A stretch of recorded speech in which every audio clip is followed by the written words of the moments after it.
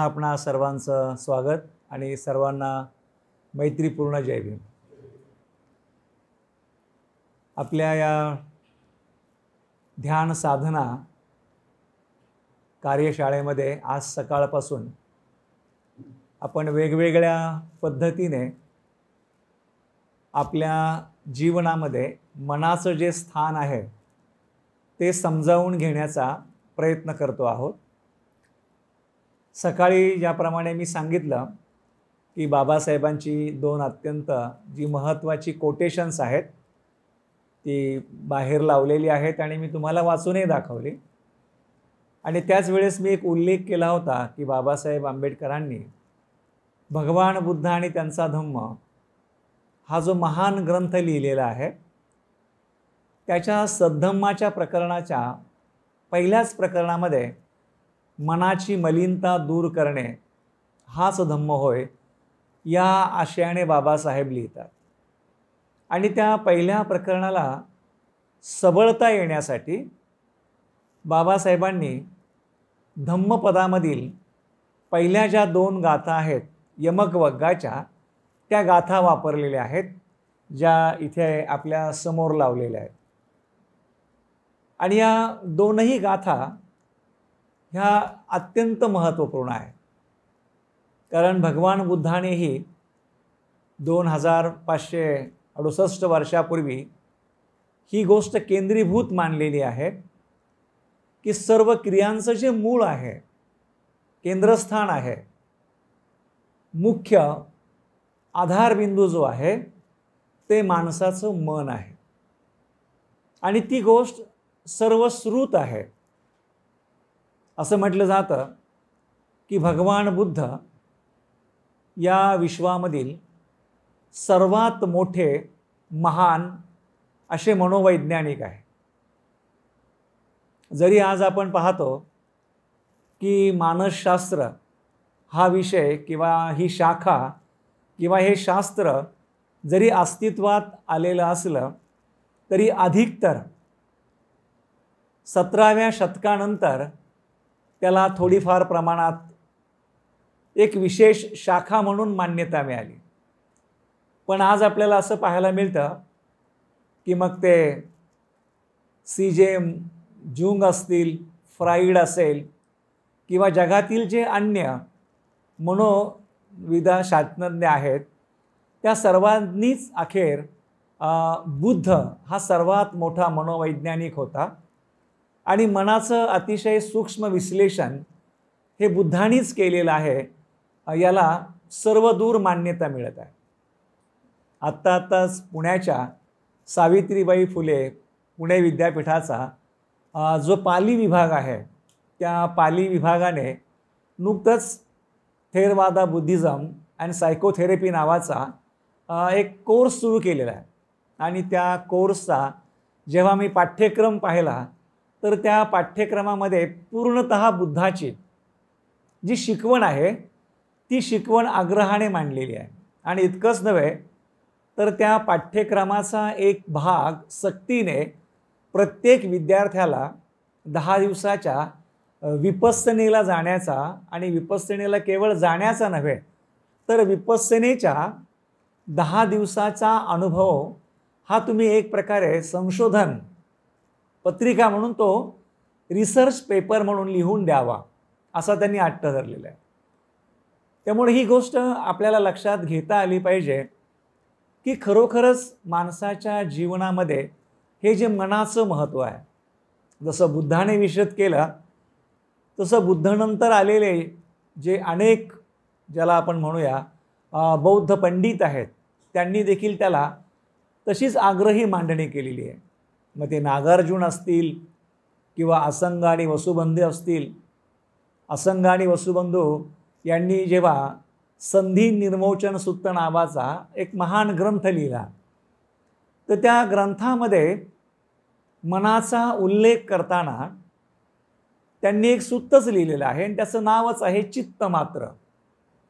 आणि आपल्या लक्षात येईल की चित्तमात्र म्हणजे दुसरं तिसरं काही नसून त्यामध्ये त्यांनी हेच सांगितलेलं आहे की मनाखेरीज दुसरं काहीही नाही। आणि हीच गोष्ट या दोन गाथामध्ये तथागतांनी सांगितलेली आहे.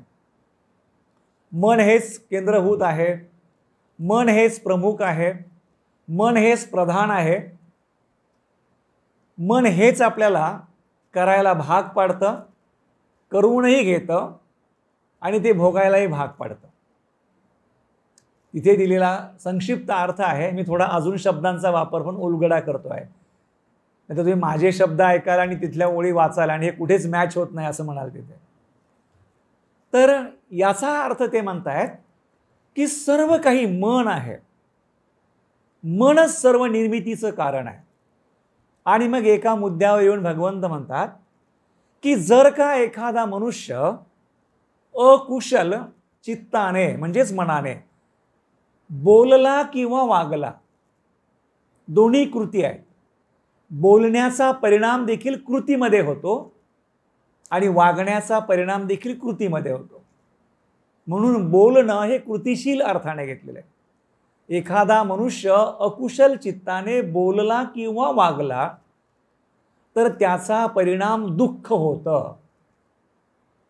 आणि मग पुढे ते काय म्हणतात, ज्याप्रमाणे जसं बैलगाडी रस्त्यावरून चालत असताना बैलगाडीची चाकं जी आहेत ही बैलाच्या पायांच्या ज्या खुरं असतात त्याच्या ज्या खुणा असतात त्याच्या मागे धावत असतात, अगदी तशा प्रकारे दुःख हे आपला पाठलाग करतं. दुःख हे आपला पाठलाग करतं. आणि याच्या उलट दुसऱ्या गाथेमध्ये त्याचा सकारात्मक भाग सांगितलेला आहे, त्याचं विधायक अंग सांगितलेलं आहे. ते असं म्हणतात की जर का एखादा मनुष्य, अर्थात मन प्रमुख प्रधान हे दोन्ही गाथांना सारखं आहे, कॉमन आहे, म्हणून ते पुन्हा पुन्हा मी बोलत नाही. पण जर का एखादा मनुष्य कुशल चित्ताने बोलला किंवा वागला, या ठिकाणी फरक केलाय, अकुशलाच्या ऐवजी एखादा मनुष्य कुशल चित्ताने बोलला किंवा वागला तर त्याचा परिणाम सुख किंवा आनंद होतो.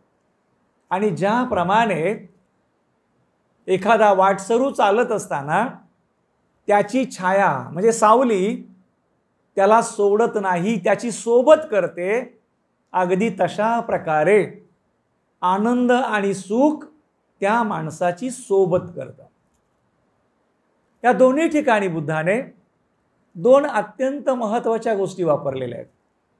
पहिल्या गाथेत अकुशल आणि अकुशल चित्ताचं वागणं आणि बोलणं आहे, आणि दुसऱ्यामध्ये कुशल आहे आणि कुशल चित्ताचं बोलणं आणि वागणं आहे. मगाशी मी जेव्हा बॅड आणि गुड, चांगलं आणि वाईट ही शिकवत होतो, त्या दोन्हीही पेट्यांच्या डोक्यावरती मी 3 शब्द लिहिले होते, ती 3 विषांसाठी. पहिलं विष आहे तन्हा किंवा तृष्णा. जेव्हा तन्हा ही पूर्ण होत नाही किंवा तन्हाच्या पूर्तीसाठी मनुष्य जेव्हा प्रयत्नशील असतो आणि त्याच्या वाटेत कुणीतरी येतं, तेव्हा त्या तन्हेची शक्ती संपूर्णपणे द्वेषात रूपांतरित होते, रागात रूपांतरित होते, चीड निर्माण करण्यामध्ये रूपांतरित होते, वैरभाव निर्माण करण्यात रूपांतरित होते. आणि म्हणून या दोन्हीही अत्यंत प्रबळ भावना आहेत. तृष्णा ही प्रबळ भावना आहे आणि द्वेष ही प्रबळ भावना आहे. आणि आपलं जीवन जगत असताना बहुतांश वेळ मनुष्य जो आहे हा मनुष्य या दोन्हीही प्रबळ भावनांच्या प्रभावाखाली राहतो, प्रबळ भावनांच्या प्रभावामध्येच असतो. आणि हे असण्याचं कारण की तृष्णा का आहे किंवा द्वेष का आहे, ह्या दोघांच्याही बद्दलचं अज्ञान आहे, या दोघांच्याही बद्दलचा संभ्रम आहे. आणि हा संभ्रम किंवा हे अज्ञान दूर किंवा नष्ट करण्यासाठी मनुष्य प्रयत्नच करत नव्हे. किंबहुना मनुष्याला तृष्णेमध्ये आणि द्वेषामध्ये राहणं हे अधिक परिपूर्ण वाटतं, अधिक सुरक्षित वाटतं. आणि म्हणून आपण पाहतो की सर्रासपणे जे मानवी जीवन आहे, या मानवी जीवनाला आपल्याला सर्वांना माहिती आहे, खायला कोणाला नको असतं. भूक लागली की आपल्याला अन्न हवं आहे. मग भूक जी आहे ती बेसन भाकरीने भागू शकते, ती बेसन भाताने भागू शकते, ती भाजी पोळीने भागू शकते, वरण भाताने भागू शकते. पण जेव्हा जिभेची लालसा वाढते तेव्हा ती बर्गर मागते, तेव्हा ती पिझ्झा मागते, तेव्हा ती पास्ता मागते, तेव्हा ती वेगवेगळ्या प्रकारची जी पाश्चिमात्य खाद्य आज आपल्याला पाहायला मिळतात आपल्या अवतीभोवती, त्या सगळ्यांचा आग्रह आणि हट्टहास धरते. आणि मग जेव्हा आपण समजा डोमिनोजच्या बाजूने किंवा पिझ्झा हटच्या बाजूने चाललो, तर त्या ठिकाणी तो पिझ्झा तयार होत असताना पिझ्झावर टाकलेली जी वेस्टर्न असतात आणि खास करून त्याच्यामधलं जे चीज असतं, त्याचा जो दर्प आहे किंवा त्याचा जो गंध आहे, तो गंध बाहेर दरवळतो. आणि तो गंध दरवळला की आपल्या जिभेला लाळ येते आणि मग आपली तृष्णा जागी होते आणि मग असं वाटतं नाही जावं आणि खावंच. किंवा आपण पाहतो ना, गुपचूप घ्या, भेळ घ्या. भेळ हा एक असा पदार्थ आहे, कुरमुऱ्यांना गंध नाही. कुरमुरे जे असतात ना पांढरे तांदळाचे, त्याला कसल्याही प्रकारचा वास येत नाही, न्यूट्रल असतं ते. शेव किंवा फरसाण जे आहे ते ताजं असताना आणि तयार होतानाच गंध मारतं, कारण चण्याच्या पिठाचा तो स्वभाव आहे. आणि म्हणून कांदा भजी किंवा साधी भजी जरी तळत असली तरी बाहेरच्या रूममध्ये किचनमध्ये घमघमाट होतो त्याचा, आणि तिथे मग आपली 30% भूक वाढायला सुरुवात होती. येऊ द्या येऊ द्या. भेळ जी आहे त्या भेळीच्या खाण्याचं आकर्षण वाटण्याचं कारण जे आहे, खास करून विशिष्ट पद्धतीने कापलेला कांदा आणि कोथिंबीर. नाकाला आकर्षित करणारा जो गंध आहे तो कांद्याचा आणि कोथिंबीरीचा असतो. गुपचूप ठिकाणी आपल्याला पाहायला मिळतं पुदिन्याचं पाणी, चिंचेचा जो काही थाट घातलेला असतो तो आपल्याला आकर्षित करतो आणि मग तृष्णाची वाढत जाते तिथे.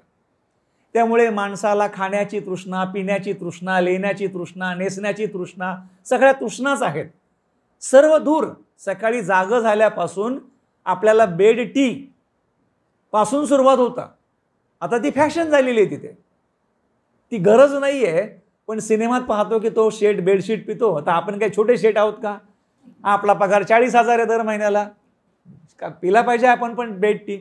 ह्या वेगवेगळ्या आवडी निर्माण होतात आणि नंतर ते संस्कार बनतात, नंतर त्या सवयी बनतात. आणि मग ह्या सवयी कमी पडल्या किंवा मिळेनाशा झाल्या की मग आपल्याला पाहायला मिळते आपली चिडचिड होते, किरकिर वाढते, आपली बोलणं वाढतं, त्रागा वाढतो. आणि या त्राग्याचा त्रास स्वतःला होतो. सगळ्यात जेव्हा जास्त त्रागा स्वतःला होतो आणि स्वतःला तो लिमिटेड राहत नाही, जेव्हा तो आपण व्यक्त करतो तेव्हा समोरच्या माणसाला होतो. त्यामुळं राग जो आहे तो आधी स्वतःला जाळतो, नंतर समोरच्याला पेटवतो आणि दोघे पेटले की मग संघर्ष पेटतो. आमचा संघर्ष नव्हे, पण दोन माणसांमधला संघर्ष पेटतो. आणि दोन माणसांमधला संघर्ष पेटला की त्या घरातलं वातावरण कसं असतं त्याची कल्पना अशा जळत्या घरात राहणाऱ्या लोकांनाच त्याची कल्पना आहे. जेव्हा नवरा बायको एकमेकाला ओरबाडायला लागतात तेव्हा त्या घरात असणाऱ्या दोन चिमणी पाखरं जी आहेत ती आता आई बापाला मारते की बाप आईला मारतो म्हणून पडद्याच्या आडून पाहतात तिथे. आणि जेव्हा त्यांना वाटतं की ही दोघंही आटोक्याच्या बाहेर गेलेत, मग ते खिडकीतून काकू या वाचवायला, आमच्या घरात भांडण चाललंय, असा आरडाओरडा करतात. कारण त्याला वाटतं की ना आपली आई ऐकत ना आपला बाप ऐकत. पण या त्राग्याचा त्या आपल्या दोन लहानग्यांच्या मनावरती काय विपरीत परिणाम होत असेल हे आंधळेपणामुळे, अज्ञानामुळे दोघांनाही कळत नाही. आणि खरं तर भांडतात त्याला प्राणी म्हणतात. आणि प्राण्यामध्ये आणि मनुष्य प्राण्यांमध्ये फरक यासाठी केलेला आहे की मनुष्य प्राण्याला अक्कल आहे आणि अक्कल आहे म्हणून शहाणपणा आहे. म्हणून एखाद्याला हाड मिळालं किंवा एखाद्याला नाही मिळालं ते ताट ओढून घेत नाहीत, पण कुत्रं मात्र ते ओढून घेतं एकमेकाचं आणि कौंडळ करतं. माणसं तशी कौंडळ नाही करत ना तिथे, कारण त्याला शहाणपणा आहे, त्याला अक्कल आहे. पण जेव्हा असा माणूस एकमेकाला ओरबडायला लागतो तेव्हा त्याच्यातला माणूस संपलेला असतो आणि त्याच्यातला प्राणी कार्यरत असतो. म्हणून दोन माणसं जेव्हा एकमेकाला धरतात, मारतात, एकमेकाच्या अंगावर जातात तेव्हा ती फक्त रूपाने माणसं आहेत, वागण्याने जनावर आहेत, हे लक्षात घेतलं पाहिजे आपण तिथे. आणि हा सगळ्या त्याच्यामधला महत्त्वाचा भाग आहे, कारण माणूस त्यावेळेस शुद्धीत नसतो, माणूस त्यावेळेस जागा नसतो. आणि त्या माणसाला जागं करण्यासाठी कुठेतरी त्याच्यामध्ये माणूस पण जिवंत करण्यासाठी आपण पाहतो की धम्माची गरज आहे. पण जिथपर्यंत या तीन विषयांच्या प्रभावाखाली माणूस असतो किंवा या तीन विषयांच्या प्रभावाखाली माणूस जगतो तेव्हा माणसाचा व्यवहार, माणसाचं जगणं हे बेलाशिक तसंच असेल. आणि म्हणून माणसाला सगळ्यात पहिल्यांदा याची जाणीव होणं की मी माझा नाही आहे, मी माझा स्वामी नाही आहे, तर माझ्या मनावरती तृष्णेचा अंमल आहे, तृष्णेचा अधिकार आहे, तृष्णेचा वरचष्मा आहे किंवा तृष्णेचा प्रभाव आहे. माझ्या मनावरती द्वेषाचा प्रभाव आहे, अंमल आहे, वरचष्मा आहे. माझ्या मनावरती संभ्रमाचा, अविद्येचा, मोहाचा, अज्ञानाचा पगडा किंवा वरचष्मा आहे. आणि म्हणून मला हे स्वीकारलं पाहिजे की असं आहे. आणि हे स्वीकारल्यानंतर मग कुठेतरी माणसाला असं वाटतं की आता आपण याच्या विरुद्ध शोधायला सुरुवात केली पाहिजे, याच्या विरुद्ध विकसित करायला सुरुवात केली पाहिजे. आणि मग याच्या विरुद्ध किंवा विकसित काय करतो मनुष्य? अकुशलाच्या ऐवजी तो कुशल करायला लागतो किंवा कुशल वाढवण्यासाठी तो कटिबद्ध होतो. आणि कुशल कशात आहे? तर तृष्णेऐवजी तो दान धर्म, जनरॉसिटी वाढवतो, देण्याचं औदार्य वाढवतो. दोष किंवा द्वेषाऐवजी तो अधिकतर कशाचा अवलंब करू लागतो किंवा काय वाढवू लागतो? तर तो मैत्री किंवा करुणेचं आचरण करू लागतो, कृती करू लागतो, तशा प्रकारचा व्यवहार करू लागतो. आणि मोह किंवा अज्ञान अविद्येच्या ऐवजी तो काय करतो? तर तो निश्चितपणे प्रज्ञा विकसित करू लागतो, आपल्यामध्ये शहाणपणाचा तो संचय वाढवू लागतो. आणि हे केल्यामुळे त्याला हळुवारपणे का होईना आत्मविश्वास येऊ लागतो की मी माझ्या जीवनाला कुशल मार्गावरती आणण्यासाठी आता सुरुवात करतो आहे किंवा आता प्रयत्नशील आहे. आणि मग ही जी सुरुवात आहे किंवा हा जो प्रयत्न आहे हा आणखीन वेगळ्या प्रकारे पण सांगितला जातो किंवा आणखीन वेगळ्याही प्रकारे मांडला जातो. आणि तो ध्यानासाठी पुन्हा पूरक आणि पोषक असणारा भाग आहे. तो अशा अर्थाने की ज्याला आपण त्रिविध शिकवण असं म्हणतो. आणि ही त्रिविध शिकवण म्हणजे दुसरं तिसरं काही नसून शील, समाधी आणि प्रज्ञा. यामध्ये आपल्याला समाधीचा अंश आहे. समाधीमध्ये स्मृती पण आहे, हे विसरून चालणार नाही. त्यामुळे समाधी हे पूर्णतः ध्यानाचं अंग आहे. आणि जेव्हा आपण कुशल विकसित करण्यासाठी प्रयत्नशील असतो किंवा कटिबद्ध असतो तेव्हा हळुवारपणे, असं नाहीये त्याच्यामध्ये शील आधी वाढवा मग समाधी मजबूत होईल मग प्रज्ञा येईल, पण तुम्ही जर प्रयत्न केला तर हळुवारपणे या तीनही गोष्टींचा विकास होऊ लागतो. पण त्याच्यामध्ये आपण सर्वात अगोदर पाहतो ते काय आहे? तर शील आहे. आणि जेव्हा आपण शिलांचा विकास करणं सुरू करतो तेव्हा निश्चितपणे त्याचा आपल्याला एक वेगळा अनुभव जाणवतो. आता जसं आपण पाहतो की आपण हिंसा करत नाही तर आपण मैत्री करतो. मग मैत्री जी आहे ही आपण काही इमारतीच्या भिंतींवर करतो का? मैत्री ही काय आपण इमारतीमधील फर्निचरवरती करतो का? मैत्री ही आपण काही दगडाधोंड्यावर करतो का? तर मैत्री जी आहे ती आपल्यासारख्याच दुसऱ्या माणसाशी करतो. आणि जेव्हा एक माणूस हा दुसऱ्या माणसाशी मैत्रीने व्यवहार करू लागतो तेव्हा ती कृती जी आहे ती रेसिप्रोकल आहे, द्या आणि घ्या. तुम्ही जर एखाद्याशी मैत्रीने वागाल तर त्याच्या बदल्यामध्ये तोही तुमच्याशी मैत्रीने वागेल. तुम्ही जर एखाद्याला दान द्याल तोही तुम्हाला दान देईल. तुम्ही जर एखाद्याला मदत कराल तोही तुमची मदत करेल. तुम्ही एखाद्याला सहकार्य कराल तोही तुम्हाला सहकार्य करेल. आता जो मनुष्य तुमच्यावर मैत्री करतो, जो मनुष्य तुम्हाला मदत करतो, जो मनुष्य तुम्हाला सहकार्य करतो, जो मनुष्य तुम्हाला दान देतो, तो मनुष्य तुमची वस्तू चोरी करेल का? तो तुम्हाला इजा करेल का? तो तुम्हाला दुःख देईल का? तो तुम्हाला पीडा होईल असं वागेल का? आणि मग जेव्हा आपल्या आचरणामुळे आपण जे ऋणानुबंध निर्माण केलेले आहेत तो मनुष्य आपल्याशी तसंच वागेल जसा व्यवहार आपण त्याच्याशी करत आहोत. आणि असा एक माणूस आहे असं नव्हे, तर असे जर आपण 2 माणसं तयार केली, 3 माणसं तयार केली, 4 माणसं तयार केली, 5 माणसं तयार केली तर आपण एक छोटीशी कम्युनिटी निर्माण करू शकतो.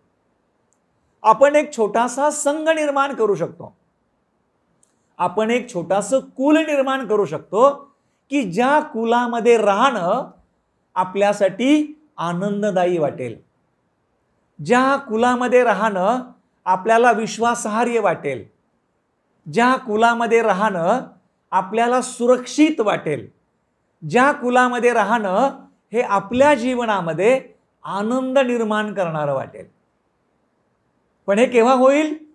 जेव्हा मनुष्य शील मार्गाचा अवलंब करेल, जेव्हा मनुष्य आपल्या जीवनामध्ये शीलाचरण करण्याचा आरंभ करेल. आज काय पाहायला मिळतं?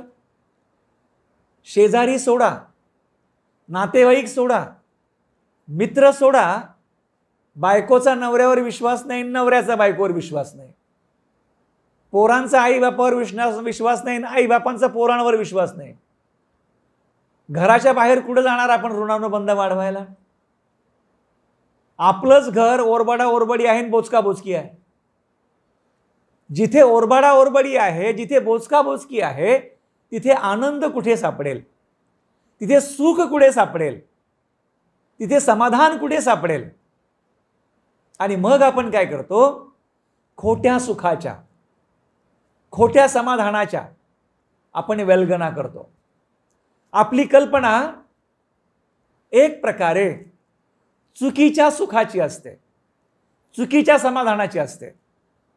अरे मला ना एकदा 64 इंची टीव्ही माझ्या भिंतीवर लावला आणि समोरच्या सोफ्यामध्ये बसून मस्तपैकी बुट्टा खाता खाता आणि कॉफी पिता पिता नेटफ्लिक्सवरचा फायटर पाहायचा आहे, ते माझं सुख.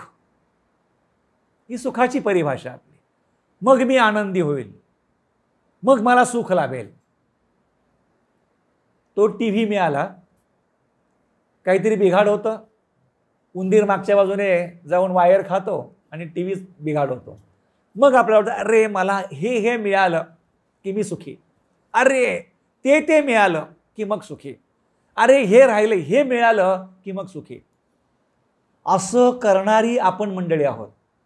मला वाटतं अशा माणसाला जर एखाद्याने रिझर्व्ह बँकेच्या मॅनेजरने येऊन त्यांच्या तिजोरीची चावी दिली, हे बाबा घे, ही तिजोरीची चावी दिली तुला, टांगसाळ उघड, सगळ्या नोटा काढ, टेम्पोत टाक, अख्खी बर्डी फिर आणि सुख विकत आण, समाधान विकत आण आणि शांती विकत आण. नोटा पसर अख्ख्या अभ्यंकर रोडला. सुख पाहिजे हो सुख, शांती पाहिजे हो शांती, समाधान पाहिजे हो समाधान. काय आपण पैसे देऊन सुख, पैसे देऊन शांती, पैसे देऊन समाधान, पैसे देऊन आनंद आणू शकतो काय? कोणी मनुष्य तो मिळवू शकतो काय? परंतु आज आपली सुखाची जी परिभाषा आहे ही तीच आहे की आम्हाला ते हवंय, आम्हाला हे हवंय, ते मिळालं की सुख, ते मिळालं की मग पुढचं काय नको. पण तृष्णा ही एक रिकरिंग नीड आहे. पुन्हा पुन्हा हवीशी वाटणारी गरज आहे. पुन्हा पुन्हा तेच मागणारी ती प्रबळ इच्छाशक्ती आहे.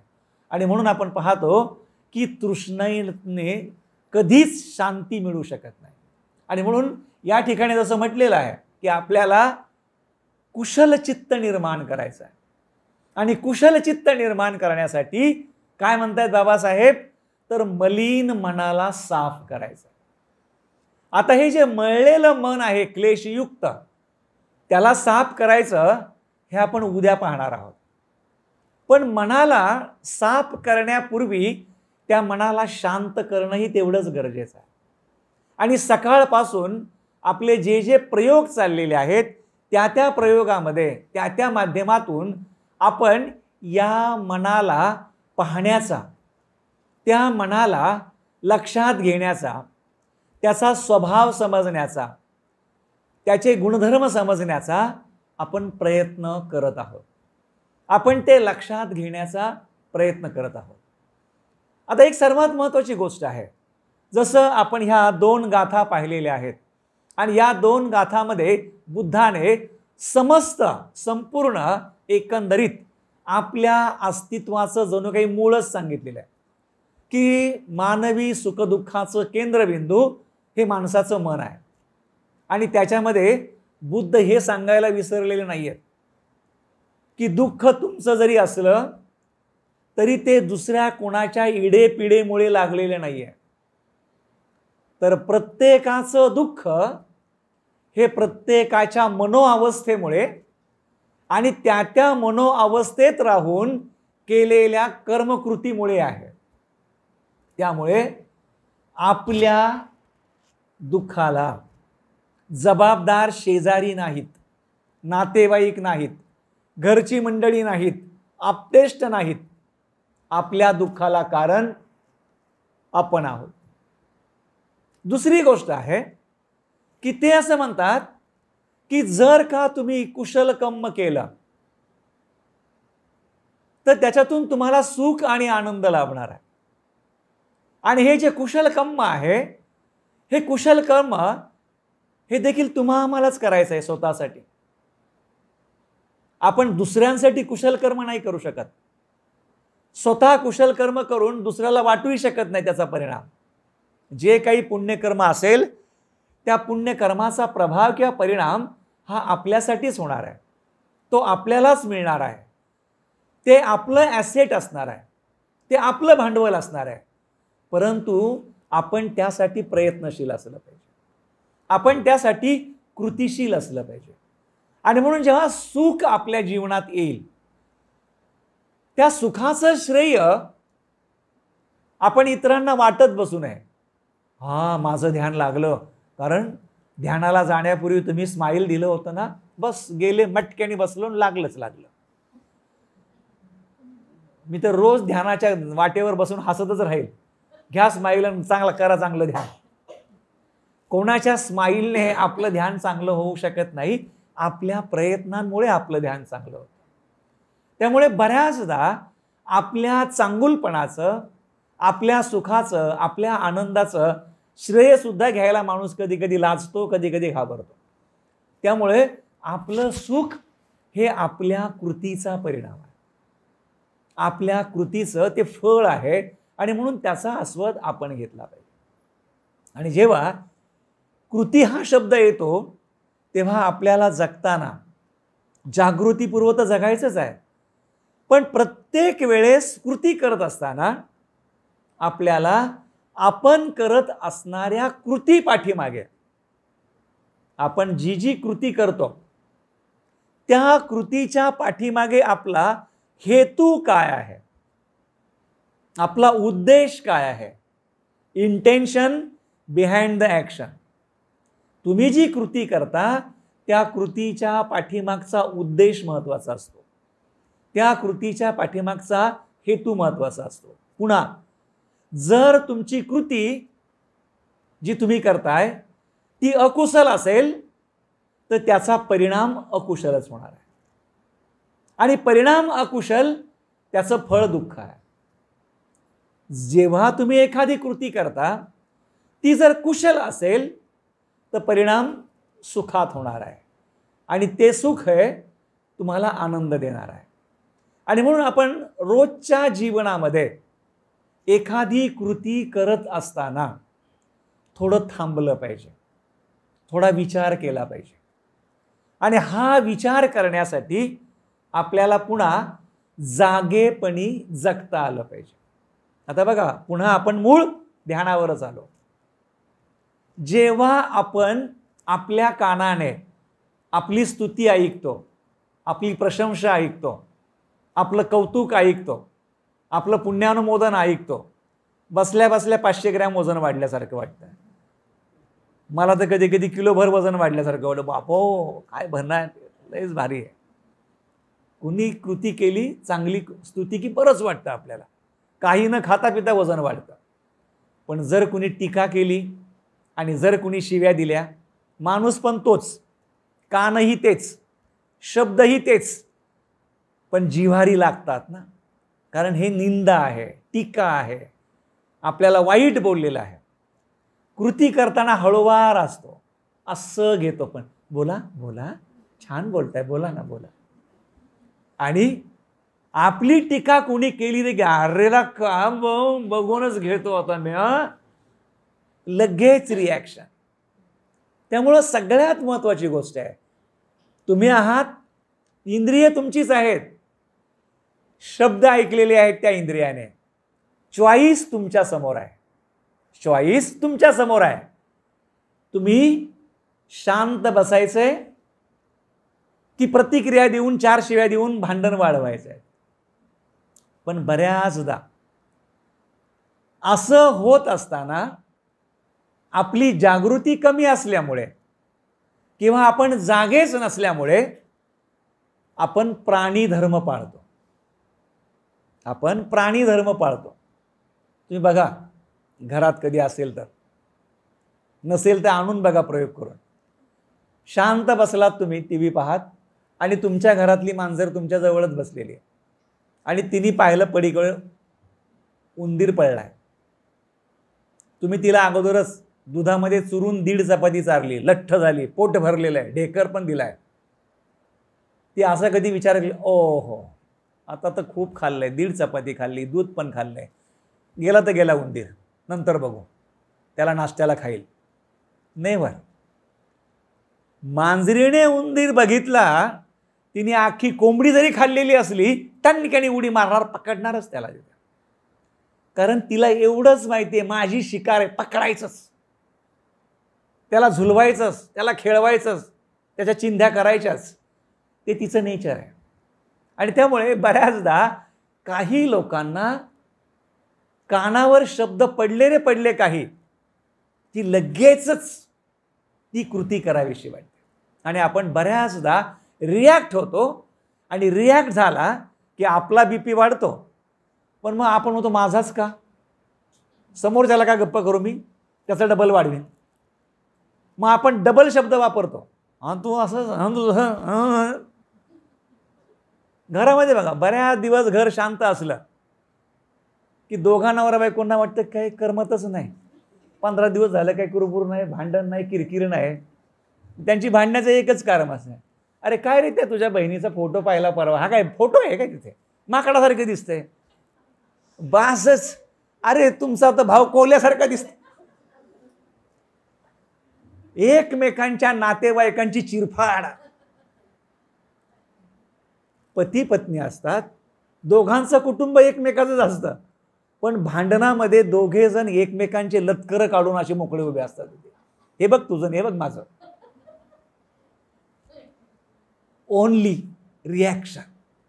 शब्द जे आहेत ते इतके आज जाऊन जिव्हारी लागतात आणि त्या लागण्याचा परिणाम एवढा भयंकर होतो की समोरचा जो मनुष्य आहे तो समोरचा मनुष्य दुसऱ्याला खायला उठतो. आणि हा सगळा जो डोलारा आहे तो डोलारा जर आपण सती पठ्ठाणामध्ये पाहण्याचा प्रयत्न केला तर मग आपल्याला दिसेल की ऐकतो ना आपण, त्याला आपण म्हणतो कायानुस्मृती. शांत बसून आपण इंद्रियांच्या द्वारे ग्रहण करतो, पण ते ऐकल्यानंतर काय होतं, स्तुती ऐकल्यावर आणि निंदा ऐकल्यावर त्याला म्हणतात वेदनानुस्मृती. स्तुती ऐकली की सुखद वेदना निर्माण होतात आणि टीका ऐकली की दुःखद वेदना निर्माण होतात. स्तुती ऐकली की मग चित्ताला आनंद वाटतो आणि त्या प्रकारे मग सुखद भावनांचा पाझर फुटतो किंवा झरा निर्माण होतो. आणि टीका ऐकली की मनाला पीडा होते आणि मग त्या ठिकाणी दुःख, वंगाळपण सगळं वाटतं आणि समोरच्याचा जाऊन गळा पकडावाशी वाटतो आणि त्याच्यातून आपलं बिहेवियर कॉन्स्टिट्यूट होतं. मग मनुष्य त्याचं वर्तन दाखवतो. आणि म्हणून या तीन ज्या गोष्टी आहेत, एकावर एक एकावर एक एकावर एक कशा आहेत, त्या उद्याच्या सत्रामध्ये मी तुम्हाला सविस्तर शिकवणार आहे आणि सांगणार आहे. तर उद्यापुरतं आजसाठी एवढंच पुरेसं आहे की ह्या दोन गाथा बाबासाहेबांनी सांगितलेलं आहे, बुद्धाने सांगितलेलं आहे. मन हे प्रमुख आहे, मन हे मूळ आहे. आणि म्हणून आपण असं म्हणतो की जसा मन विचार करतं तसा माणूस घडतो. काही लोकांना सवय असते, मला नाही जमणार, मी नाही करणार, मी नाही उभी राहणार, मी नाही बोलणार. अशी माणसं कधी उभीच राहत नाहीत आणि कधी बोलतही नाहीत. तुम्ही काहीही प्रयत्न करा, पण प्रयत्न करा. नेहमी आपण ॲक्टिव्ह असलं पाहिजे, कृतिशील असलं पाहिजे, सकारात्मक अप्रोच ठेवला पाहिजे. जीवनामध्ये काहीतरी करण्याची धडपड असली पाहिजे. एकदा का आपण नकारात्मकतेच्या मागे उभे राहू लागलो की हळूहळू हळूहळू भित्रा, पळपुटा, नकारात्मक ॲटिट्यूड बनायला लागतो. येवो अगर न येवो, उभा राहायचं आणि काही बोलून मोकळं व्हायचं.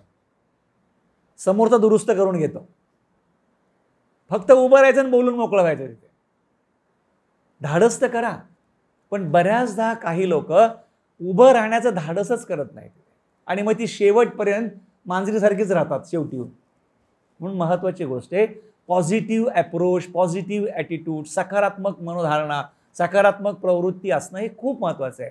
नेहमी ठेवा की मी हे करेल, मला हे जमेल, मी हे करून दाखवेल, कमीत कमी मी हे करण्याचा प्रयत्न तरी करेल. त्याच्यामधून आपल्याला ऊर्जा मिळते, त्याच्यामधून आपल्याला एक प्रकारे आंतरिक प्रेरणा मिळते, ज्या प्रेरणेमधून आपण काहीतरी घडू शकतो, काहीतरी बनू शकतो, काहीतरी करू शकतो. तर असो, आजच्या संध्याकाळपुरतं एवढं पुरेसं आहे. मी इथेच थांबतो.